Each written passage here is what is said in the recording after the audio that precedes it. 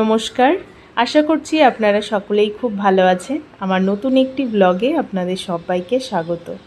এখন বাজে সন্ধে 7টা আর আজকের ভিডিওটা আমি এখান থেকে স্টার্ট করছি। সন্ধেবাতি দিয়ে তাড়াতাড়ি চলে এলাম রান্নাঘরে।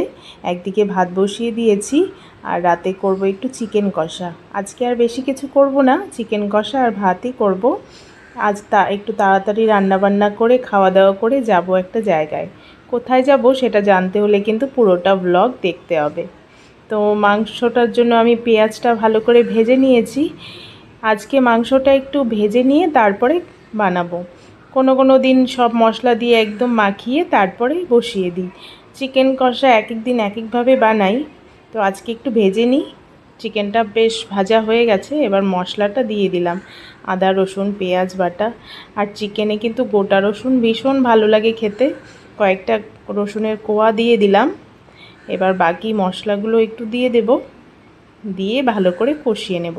আর এদিকে আমার ভাতটাও প্রায় হয়েই এসছে, ভাতটাও নামিয়ে নেব। গরম গরম ভাত আর চিকেন কষা খেতে কিন্তু দারুণ লাগে। তো মাংসতে আমি আর জল দিচ্ছি না, মাংস থেকে যে জল ছেড়ে নেবে ওটাতেই মাংসটা হয়ে যাবে। চিকেন হতে তো বেশি টাইম লাগে না, ঝটপট হয়ে যায়। তো দেখুন কি সুন্দর কালার এসছে। আর শুকনো লঙ্কা আজকে দিইনি, আজকে কাঁচা লঙ্কা দিয়েই বানাবো। আমি বেশিরভাগ কাঁচা লঙ্কা দিয়েই চিকেনটা বানাই। তো দেখুন চিকেনটা কি সুন্দর হয়ে গেছে। এবার গরম মশলা দিয়ে নামিয়ে নেব। তো খেতে বসে পড়েছি, মেয়েকেও খাইয়ে দিই। তো তাড়াতাড়ি রান্নাবান্না করে খাওয়া দাওয়া শেষ করে নিলাম। এখন বাজে রাত 9টা আর এখন আমরা যাচ্ছি পুরো মাসের বাজার আনতে। মাস শেষ হয়ে গেছে, তার সাথে সাথে বাজারও শেষ হয়ে গেছে। চাল ডাল তেল নুন যা যা লাগে সব এখন নিয়ে আসছি। প্রতি মাসেই আমরা রবিবার করে গ্রোসারির সব বাজারটা করতে আসি, কিন্তু আজকে ভাবলাম এই মাসে দিওয়ালি আছে, তো প্রচণ্ড ভিড় হবে আর রবিবার করে এমনিতেই খুব ভিড় হয়। সেই জন্য ভাবলাম আজকে শনিবার রাতের বেলা যাই, ভিড়টা থাকবে না, তো বাজারটা ফটাফট নিয়ে চলে আসব। কিন্তু ভিড়টা একবার দেখুন, পা রাখার জায়গা নেই, এত ভিড় হয়েছে যে অল্প যা যা খুব দরকার সেটুকুই নিয়েছি, আর বাকিটা পরে আরেক দিন এসে নিয়ে যাব। আর কালকে তো এত ভিড় হবে যে আপনি ভাবতে পারবেন না।